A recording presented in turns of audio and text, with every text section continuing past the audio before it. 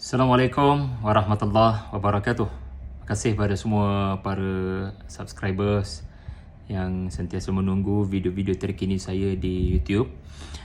Hari ini kita nak bincangkan mengenai mengapa bila kita baca Al-Quran, kalau kita baca Al-Quran dari awal Al-Quran surah Al-Fatihah hinggalah kepada surah An-Nas, mudah-mudahan Ramadan satu hari nanti insya-Allah dalam masa terdekat. Satu perkara yang akan kita semua alami dalam proses kita nak khatam Al-Quran adalah kita akan merasakan ada surah-surah yang memberi penekanan kepada akidah, kepercayaan pada hari pembalasan, dan kemudian kita akan tiba ke surah-surah yang kelihatannya agak berbeza daripada rentak surah-surah sebelumnya kerana ia memberikan penekanan kepada perihal hukum hakam. Kita ambil contoh surah Al-Fatihah sahaja yang membawa kita kepada asas-asas dalam mengenali Tuhan dan tujuan penciptaan.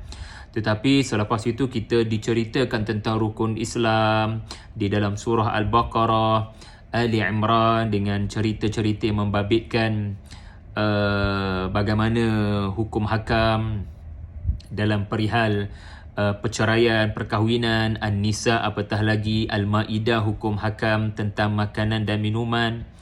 Juga sama juga kalau kita baca surah Al-An'am, kita dibawa semula kepada suasana tanda-tanda kekuasaan Allah di alam ini.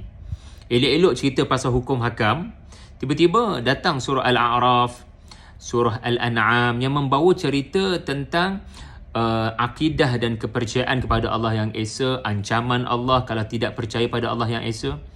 Kemudian datang pula lepas Al-A'raf, Al-Anfal cerita mengenai hukum hakam seperti harta rampasan perang dalam surah Al-Anfal, tentang hukum meninggalkan jihad dalam surah At-Taubah. Kita akan mendapati orientasi ini berlaku dengan kerap di dalam Al-Quran. Kita lihat contoh yang lain. Surah Yunus, Surah Hud, Surah Yusuf, Ar-Ra'du, Surah Al-Kahfi, Maryam.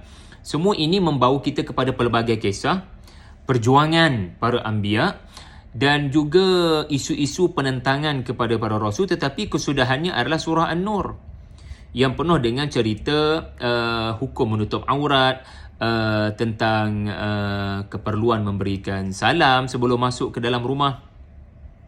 Juga sama dengan surah-surah yang kita akan dapat rasai tentang isu-isu akidah, isu-isu perjuangan, iaitulah surah An-Namlu, Al-Qasas, Asy-Syu'ara. Kemudian kita akan berakhir dengan suratul Ahzab yang ada cerita hukum hakam tabanni, hukum zihar. Sama juga tuan-tuan, perempuan sekalian. Surah At-Tur, surah An-Najm, surah cerita mengenai hari pembalasan, surah Al-Waqi'ah. Surah tentang tanda-tanda kekuasaan Allah Ar-Rahman, tiba-tiba kita disambut dengan cerita tentang hukum hakam seperti Al-Mujadilah, hukum fa'i, surah Al-Hasyr, Al-Mumtahanah. Jadi isunya sekarang, mengapa Al-Quran sekejap cerita pasal akidah, hari pembalasan, kenalah Allah, kemudian cerita hukum hakam, kemudian cerita semula tentang Allah, kemudian hukum hakam. Cerita tentang Allah, hari pembalasan, tujuan penciptaan, kepentingan percaya pada Rasul, hukum hakam. Isu ini telah dijawab dengan sempurna sebenarnya oleh para ulama tafsir dalam tajuk mereka, iaitulah Makki Madani. So kalau jawapan mudahnya, tetapi sebenarnya menyusahkan hidup kita semua, di mana anda kena carilah jawapannya di dalam bab Al-Makki wal-Madani dalam karya-karya ulum Al-Quran. Tetapi izinkan saya permudahkan anda untuk memahami isu ini. Mengapa Al-Quran tidak disusun mengikut turutan penurunan? Pendek kata, kalau bulan Ramadan tu kita akan baca surah-surah kat Mekah dulu. Kita akan baca surah-surah memberikan penekanan kepada mengenali Allah, mengenali tujuan penciptaan, mengenali para pejuang tujuan penciptaan, iaitulah para anbiya. And then hujung-hujung Ramadan baru kita akan diberitahu tentang hukum hakam. Mengapa Al-Quran tidak disusun begitu? Dan kalau saya boleh tambah soalan yang boleh menyusahkan hidup kita, iaitulah mengapa Al-Quran kelihatannya 2/3 menyentuh isu-isu tentang Makki? Mengapa 2/3 Al-Quran Makki? Mengapa 70% Al-Quran berbicara tentang apa yang dibahas dalam bab Makkiyah dan Madaniyah, sesuatu surah itu? Jadi Dalam tadabbur, salah satu yang saya temui daripada hikmah susunan ini adalah untuk mengingatkan kita semua agar tidak tenggelam dengan perdebatan yang membabitkan hukum hakam. Kerana persoalan hukum, dia boleh melahirkan pelbagai pendapat kerana kelebihan yang ada pada setiap imam dan para ulama. Lalu pandangan fuqaha istinbat hukum yang berasaskan kepada kajian penelitian dalil yang digunakan melahirkan pelbagai mazhab. Tetapi ikhtilaf itu rahmah, melainkan apabila sudah mencetuskan ketaksuban. Ia akan mencetuskan perpecahan dan masalah lebih besar sehingga boleh sampai tahap mengkafirkan dan membunuh. Lalu Allah Ta'ala menyusun surah-surah di dalam Al-Quran dengan memulakan dengan surah-surah Makki. Kerana ini adalah titik persamaan dan asas yang mesti dicapai oleh semua umat Islam dan maqasid yang mesti diberi perhatian oleh para umat Islam walau apa pun mazhab dan latar belakang politik dan segala apa yang menyebabkan kita boleh duduk bersama. Jadi Allah Subhanahu Wa Ta'ala memulakan kumpulan-kumpulan surah di dalam Al-Quran ini dengan Makkiyah kemudian Madaniyah. Ya, sebagai contoh Al-Fatihah, kemudian Madaniyah Al-Baqarah, Madaniyah Ali Imran, Madaniyah An-Nisa, Madaniyah Al-Maidah. Kemudian Allah memulakan kumpulan yang kedua. Ini menurut pelbagai para ulama seperti Abdul Hamid Al-Farahi, seperti Amin Ahsan Islahi. Tuan-tuan puan-puan boleh baca buku saya Kompas 114 untuk lebih detail tentang perihal pandangan para ulama tentang kumpulan-kumpulan surah ini. Jadi ada para ulama menyatakan kumpulan surah ini terbentuk berasaskan Makkiyah di mana dan Madaniyah berakhir, di situlah Madaniyah berakhir. Jadi kita boleh lihat Allah memulakan kumpulan kedua dengan Al-A'raf, Al-Anfal which is Makki. Kemudian Allah akhiri kumpulan kedua dengan Madani, At-Taubah dan sebelumnya Al-Anfal. Begitu juga Allah memulakan dengan Makki seperti kumpulan surah yang ketiga Yunus, Hud, Yusuf dan berakhir dengan An-Nur. Kemudian Allah membuka tirai kumpulan yang ketiga dengan Al-Furqan, Asy-Syu'ara dan berakhir dengan Al-Ahzab. Kemudian kumpulan yang kelima mulai daripada Sabah, Fatih, which is semuanya Makki yang begitu banyak. Kemudian berakhir dengan surah hukum jihad seperti surah Muhammad, surah Al-Fath dan surah yang penuh dengan hukum hakam membabitkan komuniti umat Islam, iaitulah surah Al-Hujurat. Subhanallah. Lalu hikmahnya, antara hikmahnya adalah Allah Subhanahu Wa Ta'ala mahu kita memahami apakah titik persamaan kaum muslimin sebelum mereka masuk kepada wilayah perbezaan. Kita boleh berbeza pandangan dalam fiqh ataupun hukum kepada melakukan sesuatu perkara yang memang sedia maklum diperselisihkan. Tetapi kita kena ingat matlamat akhirnya adalah untuk membina umat Islam yang kuat. Matlamat akhirnya adalah kita mempunyai satu Tuhan, ini yang ada dalam Makki, satu orang Rasul yang terakhir diutuskan, itu matlamat surah-surah Makki, satu kiblat, ya, dan kita mempunyai satu kewajipan yang sama, iaitulah apa yang disebut sebagai rukun Islam. Adapun tentang perbezaan perkara-perkara furu' itu tidak sepatutnya menyebabkan kita bertelingkah, berkonflik sama sekali.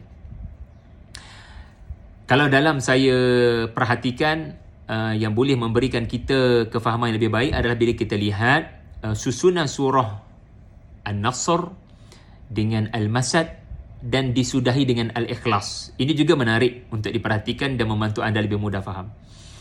Allah menyebut tentang pertembungan antara hak dan batin. Pendek kata, manusia memang suka bertembung.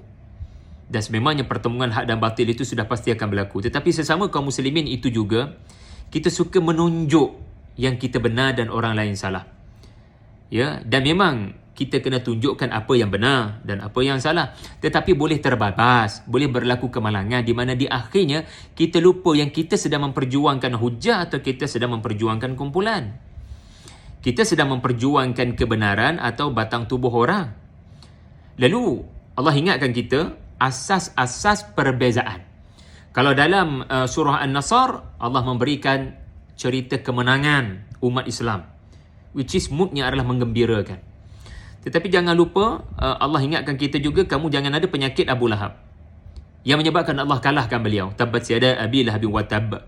So Allah susun surah di penghujung Al-Quran, An-Nasr kemenangan dan Al-Masad kekalahan. Tetapi kenapa datang Al-Ikhlas selepas itu? Sebab apa? Ketika bertembung antara mukmin dan kafir, ataupun pertembungan sesama kaum muslimin, kadang boleh berlaku kita terlupa sebab utama kita bertembung, sehingga akhirnya kita terbabas kepada kita nak menangkan kumpulan sebenarnya, kita taksub sebenarnya, kita terlupa kepada apa sebenarnya yang kau nak perjuangkan, sampai kau dengan mudahnya melabel orang. Jadi Allah ingatkan balik, Qul huwallahu ahad.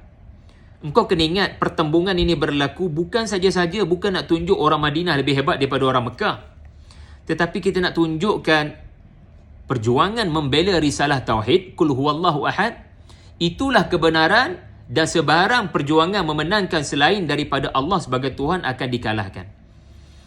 Jadi itu sebab dasar pertembungan itu diperingatkan selepas 2 surah tentang menang dan kalah. Sebab naluri kita ni nak selalu menang dan nak tengok musuh kita kalah. Tetapi Allah peringatkan. Kita ambil contoh yang kedua untuk lebih memudahkan anda faham. Dalam suratul Mujadilah, surah yang ada hukum zihar, kita akan mendapati ada orang dia nak tunjukkan dia menang macam lelaki, dan wanita itu kalah. Sebagaimana kita faham cerita Khawlah binti Tha'labah dengan suaminya Al-Aus bin As-Samit. Segelintir orang dia nak tunjuk dia menang, lelaki, segelintir lelaki. Dan dia memang tak boleh hidup selagi dia tak tunjukkan dengan perkataan yang menghina, yang kamu tu kalah, lalu diziharkan. Lalu Allah Ta'ala subhanallah dalam suratul Mujadilah, kalau kita baca sampai ke akhirnya, memang kesemua ayatnya ada kalimah Allah. Allah. Allah. Kalau kita dengar orang baca Quran dengan taranum, kita akan dapati orang akan sambut taranum itu, tilawah itu dengan Allah, Allah. Seolah-olah mengingatkan kita, kamu bertembung lelaki dengan perempuan sebab apa? Kamu nak tunjuk apa sebenarnya? Ingatlah Allah, wattaqullah. Ingat lagi surah An-Nisa yang penuh dengan cerita hukum hakam tentang wanita yang diangkat oleh Islam ketika jahiliyah, menyebabkan lelaki merendah-rendahkan wanita. Apa ayat pertamanya? Ya ayyuhan nas ittaqu rabbakum. Dan banyak di dalam Al-Quran bila Allah menyebut tentang perihal hukum hakam, Allah akan menyebut wattaqullah. Sebagaimana surah An-Nisa, wattaqullaha alladzi tasaaluna bihi wal arham. Jadi dalam surah Al-Mujadilah menariknya, setiap ayat, tuan-tuan tengok sendiri, ada Allah, ada kalimah Allah. Semua ayat, seingat saya 21 ayat ke berapa, memang ada kalimah Allah, letak si kalimah Allah. Allah sebab surah itu cerita tentang perbezaan, cerita tentang konflik. Ayat pertama pun ada cerita tentang konflik. So agar kamu tidak lupa kepada Allah Subhanahu wa taala. Dalam surah At-Talaq, masih ingat? Juga konflik, kerana perceraian adalah konflik. Tetapi Allah menyebut dengan sangat kerap, wattaqullah wa man yattaqillaha yaj'al lahu makhraja. Subhanallah.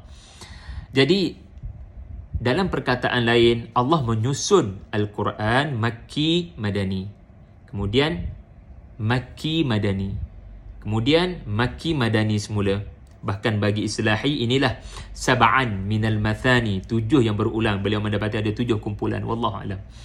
Sebab apa? Allah nak mengingatkan kita dalam apa jua perbincangan hukum hakam, kita jangan lupa dasar dan maqasid utama. Jangan biar perbezaan itu menenggelamkan persamaan. Jangan sekali-kali furu' menenggelamkan usul. Jadi subhanallah, Allah Subhanahu wa taala mahu mengajar kita agar tidak menjadi seperti Yahudi, Rabbais yang sangat hafal hukum hakam. Bahkan dikatakan Taurat mereka sampai 8-10 jilid kerana penghuraian hukum hakam yang mereka sangat expert dan profesor dalam bidang hukum hakam Taurat, iaitulah bangsa Yahudi. Tetapi apa yang mereka hilang? Tuan-puan tahu? That's why Al-Quran bermula dengan Al-Baqarah yang mengkritik cara hidup, cara fikir mereka. Bab hukum hakam, expert, tetapi nasullah fa'ansahum anfusahum. Mereka lupa Allah, mereka lupa mengingati Allah, maka jadilah mereka walaupun menghafal kaedah hukum hakam dan menghafal hukum hakam itu sendiri, mereka adalah al-maghdubi alaihim. Hukum tu dah jelas, tetapi tiada penghayatan. Jadi kita bila menunaikan salat, kita tidak boleh hanya bertanya sekadar mana yang sahih, mana yang tak sahih, mana rukun, mana yang bukan rukun. Itu bagus. Persoalan fiqh perlu kita jawab. Tetapi apa selepas itu? Adakah persoalan yang lebih penting kita nampak? Iaitulah apa? Maqasidus salah. Zakat. Kita bahaskan berapa yang mesti dibayar. Ya, apa dimaksudkan cukup haul. Tetapi matlamat daripada zakat itu apa? Kalau orang menunaikan zakat masih lagi bakhil, adakah dia mencapai maksud zakatun? Haji. Kita mungkin ikuti pelbagai kursus untuk mengetahui fiqhul hajj, sehingga kita jelas kaifiat menunaikan haji. Tetapi belum tentu kita mencapai maqasid ataupun matlamat ataupun falsafah dan epistemologi haji menurut surah Al-Hajj.